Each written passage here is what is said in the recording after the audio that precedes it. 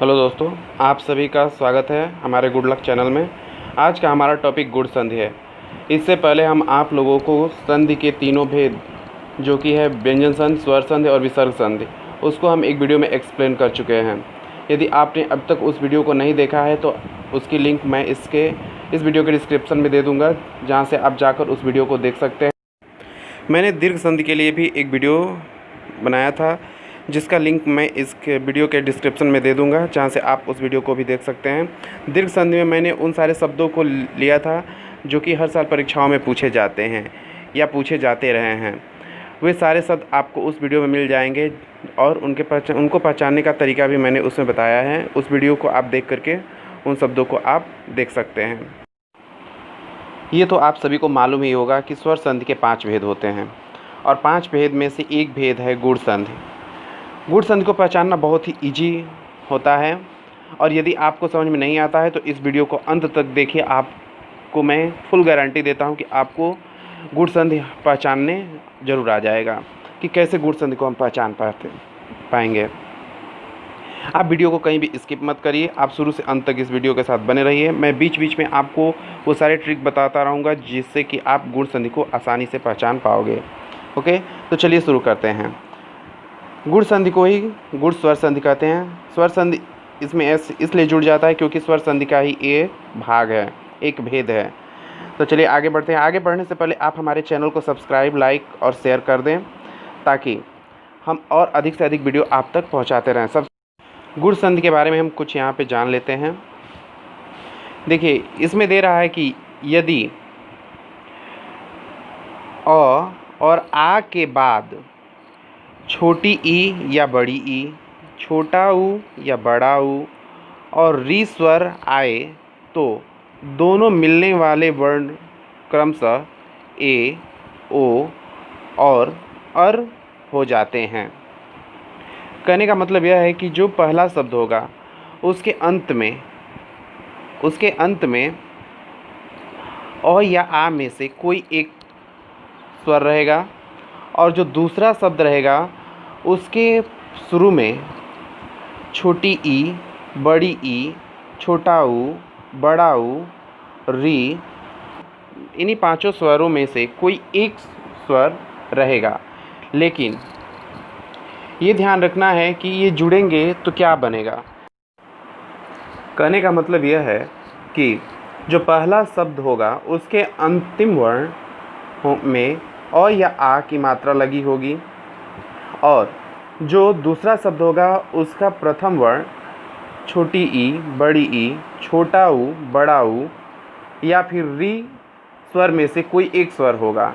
लेकिन आपको ये ध्यान रखना होगा कि होंगे तो इन्हीं स्वरों में से कोई होंगे, कोई दूसरा स्वर नहीं होगा। और जो पहला शब्द होगा उसके लास्ट में अ या आ ही होगा, कोई दूसरा स्वर नहीं होगा।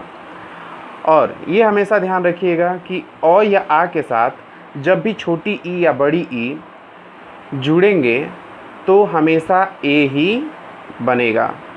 ठीक, अब आगे ध्यान दीजिए। जब अ या आ के साथ छोटा ऊ और बड़ा ऊ जुड़ेगा तो हमेशा ओ ही बनेगा। ओके, ओ बनेगा। और ऐसे ही जब अ या आ के साथ री जुड़ेगा तो अर बनता है। ठीक, अब हम आपको इसमें बताएंगे कि इन शब्दों को, इन नियमों को न याद करते हुए भी आप कैसे उनको पहचान पाएंगे कि वे शब्द गुण संधि के हैं। इन नियमों को यदि आप याद नहीं कर पाते हैं तो फिर भी आप गुण संधि को बहुत आसानी से पहचान सकते हैं। गुण संधि को पहचानना बहुत ही ईजी होता है।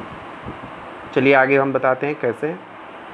यहाँ पे हम आप लोगों को कुछ समझाने के लिए दे दिए हैं कि कैसे क्या बनता है। अ और छोटी ई मिल कर के ए बनेगा, उसी तरह से अ और बड़ी ई मिल कर के भी ए बनेगा। तो इसको आप ध्यान से देख सकते हैं यदि आप याद करना चाहते हैं तो। यदि याद नहीं करना चाहते हैं तो हम आगे आपको ऐसे ट्रिक बताएंगे कि जिसको आप एक बार अपने दिमाग में बैठा लेंगे और अच्छी तरह से समझ लेंगे तो वो आप कभी भी गुण संधि में गलतियाँ नहीं करेंगे। तो चलिए आगे हम आपको बताते हैं कैसे गुण संधि को पहचानने की ट्रिक। ध्यान दीजिए, जिन शब्दों के बीच में ए और ओ की मात्रा लगी हो, हमेशा ध्यान रखिएगा। जो शब्द दिए रहेंगे आपको, मान लीजिए कि कुछ शब्द दे दिया जाए जिसमें से पूछा जाए कि इसमें से गुण संधि का उदाहरण कौन सा है, तो आप हमेशा ध्यान रखिए कि उन शब्दों में आपको ये देखना है कि जिन शब्दों के बीच में ए और ओ की मात्रा लगी हो। आप सभी लोग जानते हो कि ए की मात्रा ऐसे लगी होती है और ओ की मात्रा ऐसे लगती है, ठीक। एक पाई के ऊपर एक मात्रा और एक मात्रा जो है तो ए या ओ की मात्रा होती है। एक बार फिर से मैं बता देता हूँ, ए की मात्रा ऐसे होती है और ओ की मात्रा ऐसे होती है, ठीक। तो जिन शब्दों में ये मात्राएं लगी हों तो आप आँख मूंद करके बता सकते हैं कि वो गुण संधि ही है। हम आपको उदाहरण से समझा देते हैं। देखिए यहाँ पे, देखिए यहाँ पे दिया है सूर्य प्लस उदय, ठीक।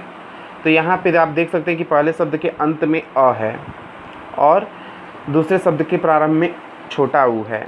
तो मैंने आपको बताया है कि जब भी अ प्लस ऊ मिलता है तो हमेशा ओ ही बनता है, ओके। तो यहाँ पे देखिए, जब सूर्य प्लस उदय मिला है तो यहाँ पे आप लोग देख सकते हो कि सूर्योदय बन गया है। देखिए यह पे ओ की मात्रा एक लग गई है और ये बीच में मात्रा है, तो ये क्या है, गुण संधि का उदाहरण है। ठीक उसी तरह से आप यहाँ पे देख सकते हैं 9 प्लस ओढ़ा। तो आप सभी लोग जानते हो कि जब यहाँ पे वह है और वह के नीचे कोई ऐसे हलंत नहीं लगा है तो इसका मतलब कि इसमें अ स्वर छिपा हुआ है, इसमें जुड़ा हुआ है। तो अब ये भी जान लीजिए कि जब भी अ प्लस बड़ा ऊ जुड़ता है तो ओ ही बनता है ना। तो इसलिए यहाँ पे जो है नवोढ़ा में ओ की मात्रा व में लग गई है, क्योंकि अ और ऊ मिलकर के ओ बने हैं और ओ की मात्रा व में जुड़ जाती है। तो यहाँ पे नवोढ़ा, और देखिए बीच में भी ये ओ की मात्रा लगी है। तो उसी तरह से फिर आगे देखिए, यहाँ पे उसी तरह से स्व प्लस इच्छा, तो अ और ई जुड़ करके ए बनने हैं, ए बनता है। हम आप लोगों को ऊपर दिखा चुके हैं कि कैसे जब भी अ प्लस ई जुड़ेंगे तो ए ही बनता है। तो जब ए बनता है तो ए की मात्रा जो होती है एक ऐसे ऊपर की तरफ लगाई जाती है। और यहाँ पे आप देख सकते हैं कि स्वेच्छा में व के ऊपर वैसी ही मात्रा एक लगाई गई है। तो वह और ई मिलकर के ए बनते हैं और वह के ऊपर ए की मात्रा जुड़ गई है। तो इस तरह ये गुण संधि का उदाहरण है। ठीक इसी तरह से आप नीचे देख सकते हो कि रमा प्लस ईस में रमेश में भी सेम कंडीशन है। रमेश में भी ए की मात्रा बीच में एक लगाई गई है। यहाँ पे आप देख सकते हो कि रमेश में माँ के ऊपर एक की मात्रा कैसे जुड़ी है। और आप देख सकते हो कि हर शब्द में बीच में कहीं पे ओ की मात्रा लगी है, ठीक, कहीं पे ए की मात्रा लगी है। तो ये जितने भी जो शब्द हैं बीच में ओ ए की मात्रा वाले, ये सब गुण संधि के ही उदाहरण होते हैं। अब आगे देखिए इसमें क्या होता है, अगला ट्रिक क्या है। ऋषि शब्द से बने सभी जो शब्द होते हैं, ऋषि शब्द से बने, वो गुण संधि में आते हैं। जैसे देखिए, मान लीजिए कि पहला जो है यहाँ पे दिया गया है महर्षि। तो महर्षि में जो पहला शब्द है वो महा है और दूसरा जो है ऋषि है। तो हम आप लोगों को पहले ही बता चुके हैं कि जब भी आ या अ जो भी हो, तो यहाँ पे आ है, आ प्लस री जब जुड़ेंगे तो क्या बनता है, और बनता है, ठीक, और बनता है। तो यहाँ पे आप देख सकते हैं कि ये जो अर होता है तो इसमें वो स्वर इंक्लूड हो जाता है। तो महर्षि आ रहा है यहाँ पे साउंड, महा प्लस ऋषि जुड़ा है तो महर अर आ रहा है, महर्षि। उसी तरह से आप देख सकते हैं कि यहाँ पे देव में ऋषि शब्द जुड़ा है, तो यहाँ भी क्या बन गया, देवर्षि। आप ध्यान से आप उस शब्द को बोलेंगे तो आपको उसमें अर का उच्चारण होगा बीच में, देवर अर आ रहा है, देवर्षि। उसी तरह से आप देख सकते हैं कि सप्त प्लस ऋषि भी जुड़ा है यहाँ पे, तो सप्तर आ रहा है, अर, सप्तर्षि। तो जितने भी आप लोग देखोगे कि अंत में ऋषि जुड़े हुए शब्द होंगे वो क्या हैं, गुण संधि के ही उदाहरण होंगे। आप आँख मूंद करके आप उन शब्दों पे टिक कर सकते हैं कि ये गुण संधि का उदाहरण है, क्योंकि जितने शब्दों के अंत में ऋषि शब्द जुड़ा होता है वह क्या होते हैं, गुण संधि के ही उदाहरण होते हैं।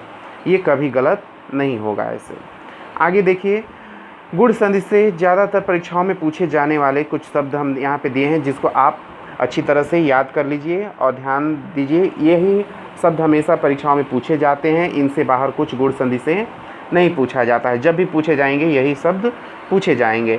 तो जैसे दिया है, सूर्योदय, चंद्रोदय, महोदय, रमेश, सुरेश, महेश, दिनेश, नवोढ़ा, गंगोदक, परोपकार, राजेंद्र, स्वेच्छा, देवर्षि, महर्षि, सप्तर्षि आदि। तो ध्यान दीजिए, यहाँ पर जितने भी आप शब्द देखेंगे इसमें आप देखेंगे कि ओ की मात्रा या फिर ए की मात्रा लगी हुई है। जहाँ भी आप देखेंगे, ठीक, ए की मात्रा नहीं तो ये अंत में आप देखेंगे तो वो ऋषि वाले जो शब्द होंगे वो आपको मिलेंगे। इससे अलग कोई और मात्रा लगे हुए शब्द आपको बीच में नहीं मिलेंगे। तो ये क्या होंगे, गुण संधि के उदाहरण है। ये सब के सब जो है गुण संधि के उदाहरण है। तो आज के लिए बस इतना ही। आप हमारे चैनल को और आगे देखने के लिए और वीडियो प्राप्त करने के लिए चैनल को सब्सक्राइब और लाइक कर दें और अधिक से अधिक शेयर करें, ताकि मैं और आपको ट्रिकी वीडियो प्रदान करता रहूं, आप लोगों के लिए अपलोड करता रहूं और आगे आप लोगों की हेल्प करता रहूं। तब तक के लिए धन्यवाद।